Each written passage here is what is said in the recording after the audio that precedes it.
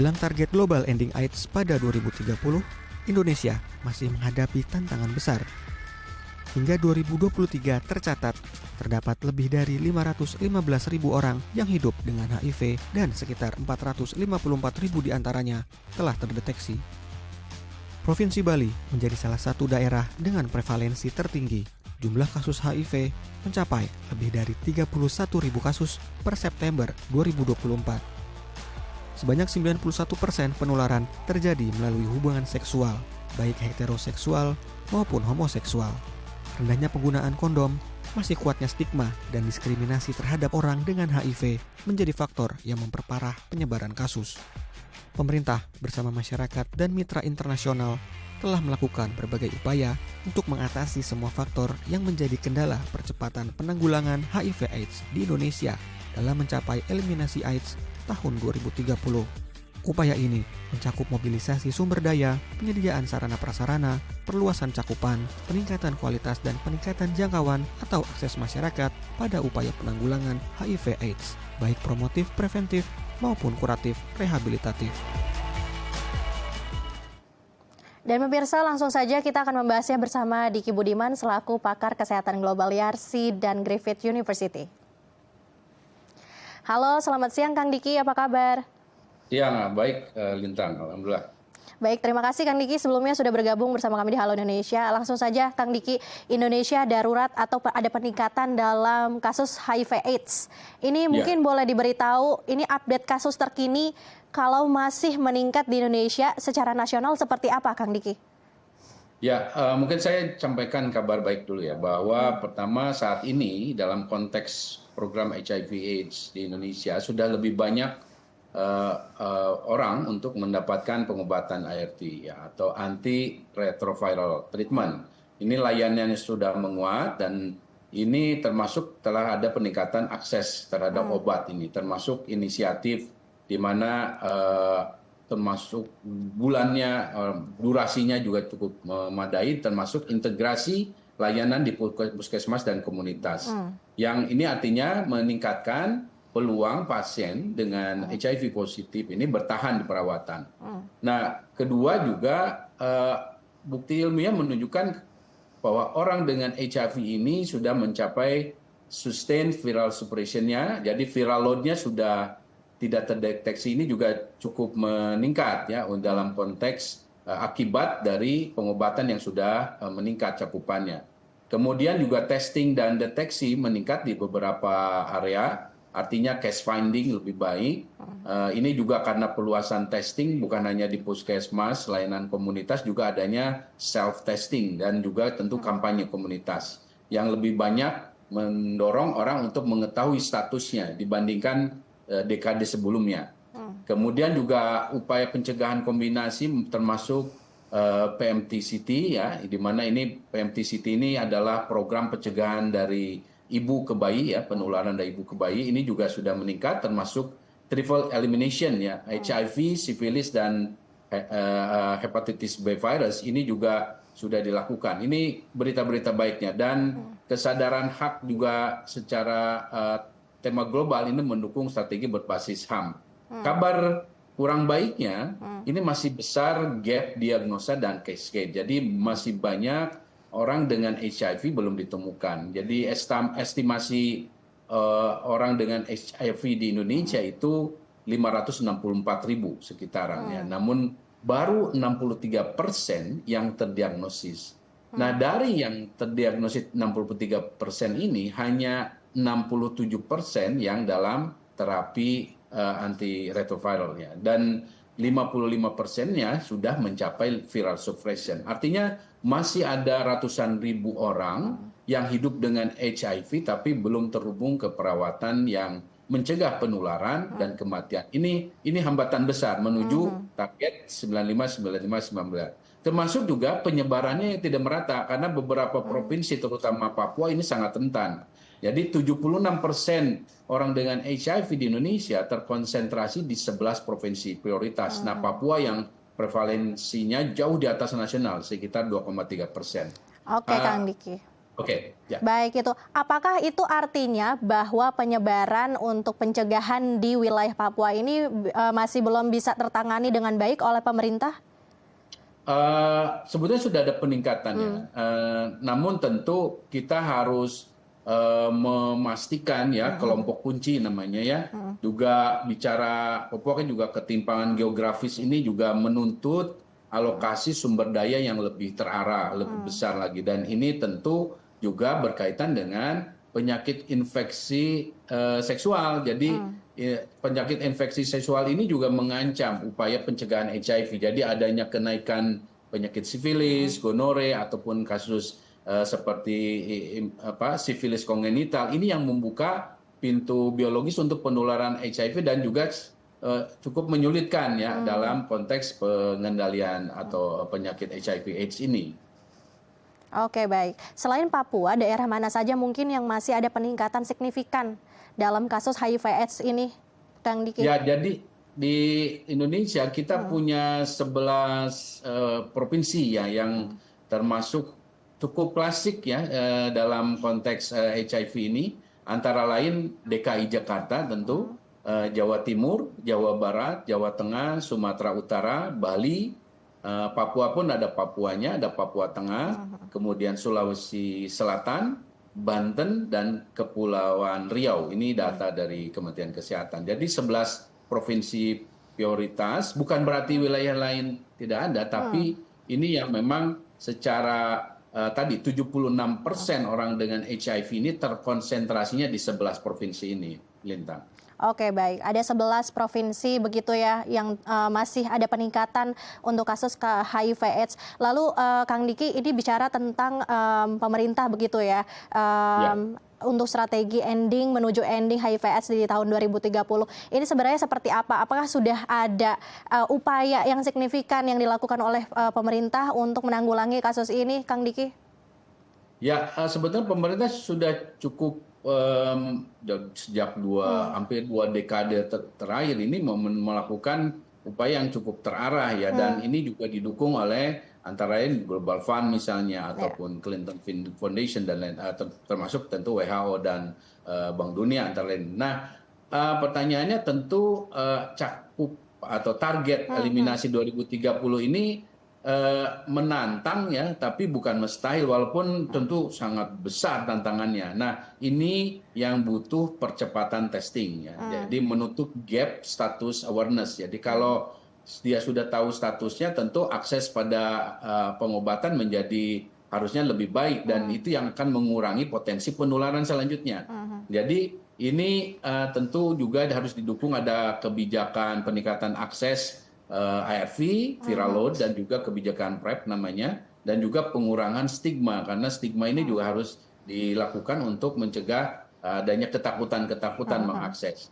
Nah, saat ini sebetulnya secara indikator target ini masih jauh dari target 995 itu ya, sehingga butuh intervensi yang intensif. Nah, untuk itu tentu pemerintah juga tidak bisa sendirian, dia perlu ada dukungan LSM ya, civil society, termasuk juga media dan juga tentu masyarakat secara umum, terutama untuk mendukung ini selain stigma tadi juga kebijakan publik yang berbasis bukti dan juga kampanye kesehatan.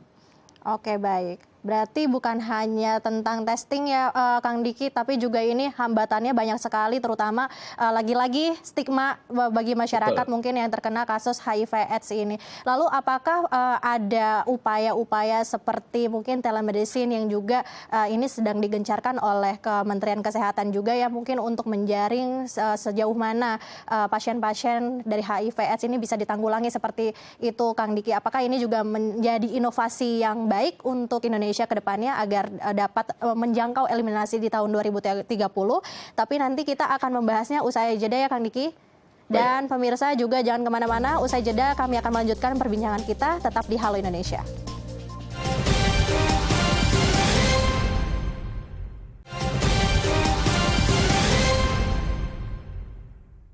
Terima kasih pemirsa, masih bersama kami di Halo Indonesia. Kita akan melanjutkan diskusi bersama dengan Diki Budiman selaku pakar kesehatan global YARSI dan Griffith University.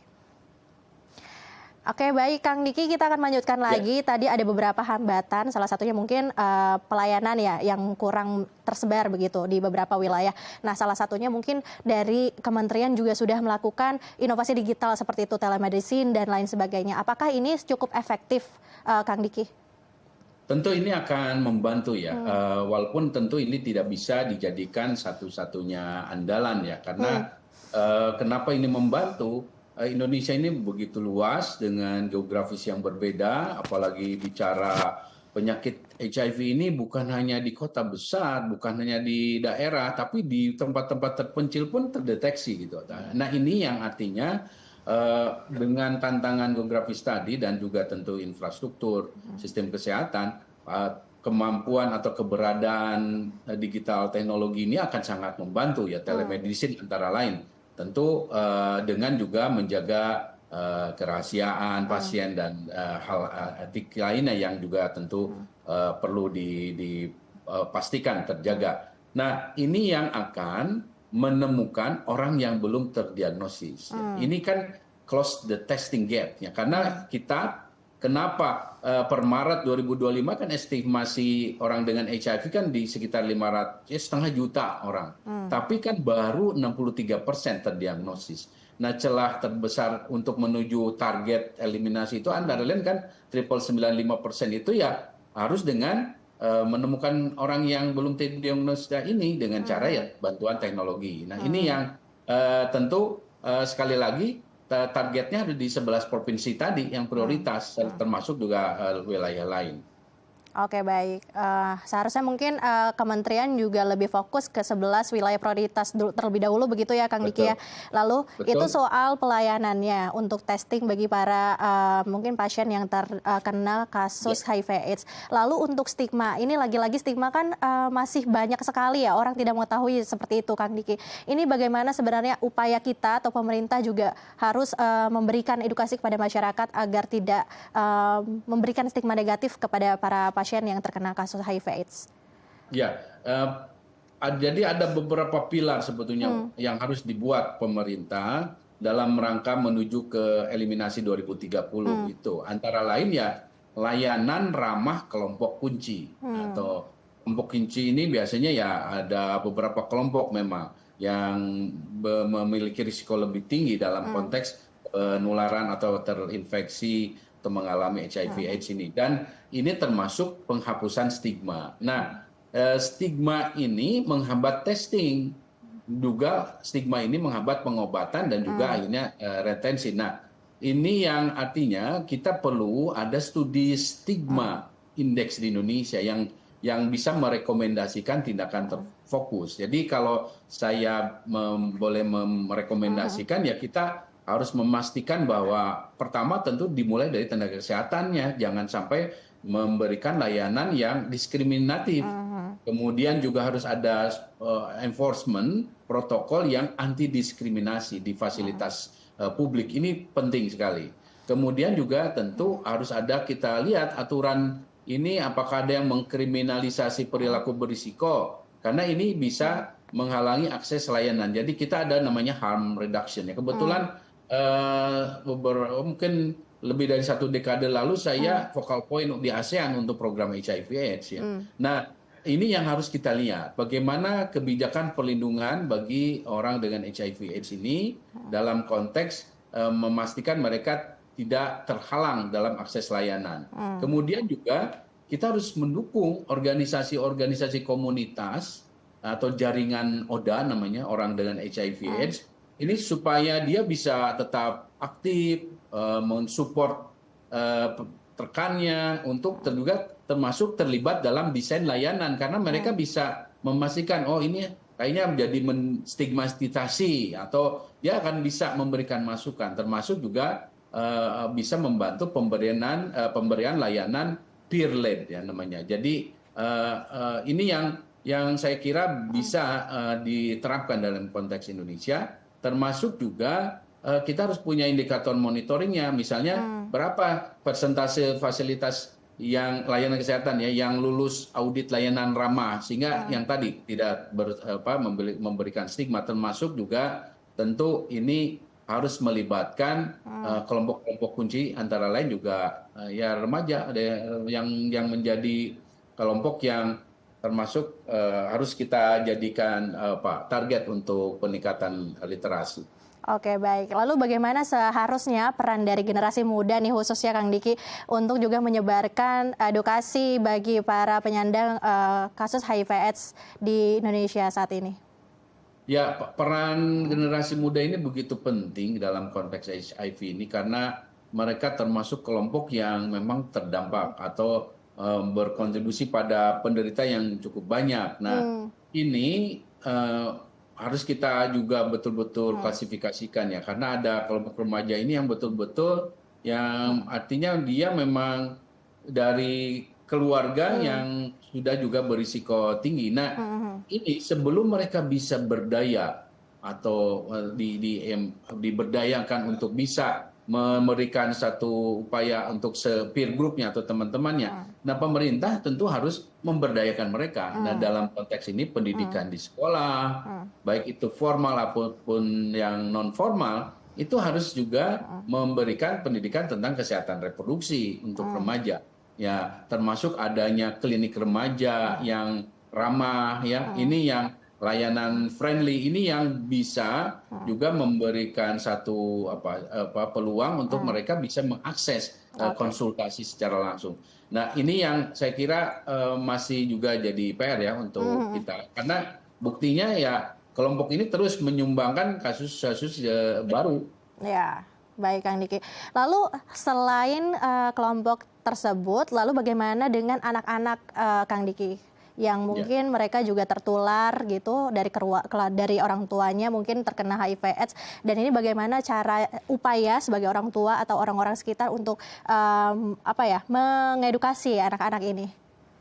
Ya, jadi kita sudah cukup lama ya, karena saya di HIV ini cukup lama ya. Jadi anak yang artinya memang tadi PMTCT namanya, harusnya bisa dicegah penularan dari ibu kepada bayi misalnya, ini juga masih jadi isu dalam konteks Indonesia. Nah, anak-anak ini tentu harus diperhatikan oleh negara. Nah, kehadiran negara inilah melalui Kementerian Sosial terutama misalnya, kemudian juga Kementerian Kesehatan harus ditingkatkan, dan ini termasuk harus hadir di kelompok-kelompok kunci tadi, karena kelompok kunci itulah yang juga nanti berpotensi berisiko melahirkan anak-anak seperti ini. Nah, tentu kuncinya ada di perhatian dukungan ya dari negara, dalam hal ini ya tadi dari aspek sosialnya maupun dari sisi kesehatannya. Nah, ini yang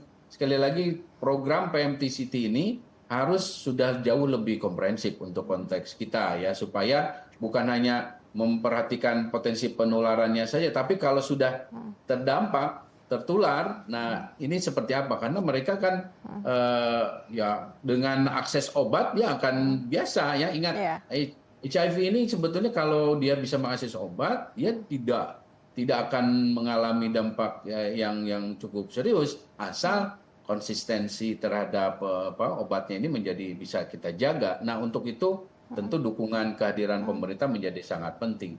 Oke, Kang Diki, mungkin banyak masyarakat yang masih bertanya sebenarnya apa sih yang membuat kita tertular HIV/AIDS ini gitu? Apakah juga penularannya bisa dari tempat atau tempat makan yang sama atau tusuk gigi? Ada yang bilang seperti itu. Apakah ini juga berpotensi begitu, Kang Diki? Ya, jadi penularan HIV ini melalui hubungan seksual, terutama tanpa perlindungan. Ya, jadi baik itu vaginal, anal, oral, atau pada insiden tertentu. Kemudian juga bisa melalui pertukaran jarum suntik yang terkontaminasi. Kemudian transfusi darah non terscreening. Jadi kalau PMI sudah aman ya, karena dia otomatis itu di semua institusi donor darah di dunia ini sudah menerapkan screening. Tapi yang berbahaya yang tidak terscreening. Nah, kemudian dari ibu ke anak ini yang bisa melalui di dalam rahim, in utero, atau persalinan, atau melalui ASI, walaupun kemungkinan kecil. Nah, virus HIV ini tidak menular lewat makan bersama. Oke. Dia juga tidak menular lewat berenang atau toilet umum atau pelukan atau berciuman biasa misalnya atau hal lain seperti misalnya apa namanya yang udara lah misalnya. Nah, ini semua tentu perlu ada literasi pada publik untuk memastikan mereka mendapatkan informasi ini. Karena intinya fokus dari edukasi atau literasi ini harus pada mencegah mekanisme pertukaran cairan tubuh. Ya, dari pasien atau orang yang HIV positif kepada orang lain, yaitu lewat baik itu jalur darahnya tadi ataupun cairan tubuh lain. Nah, ini yang tentu perlu disesuaikan dengan konteks lokal masing-masing. Baik, Kang Diki, berarti terlepas dari 3 tadi ya, hubungan seksual dan juga transfusi darah begitu ya, untuk makanan dan lain sebagainya itu tidak benar ya untuk penularan HIV/AIDS ya, seperti itu ya Kang Diki. Baik, terima kasih Kang Diki, semoga ini informasinya juga dapat diterima oleh masyarakat agar mereka juga lebih aware begitu bagi para pasien-pasien kasus HIV/AIDS di Indonesia khusus ya. Terima kasih Kang Diki sudah bergabung bersama kami di Halo Indonesia, sampai jumpa. Selamat kembali beraktivitas. Pemirsa, etnis Arab telah menjadi bagian dari multikultural Kota Medan. Mereka berinteraksi dan berbaur dengan berbagai etnis lain seperti Melayu, Batak, dan Tionghoa. Informasinya sesaat lagi, jangan kemana-mana, tetap di Halo Indonesia.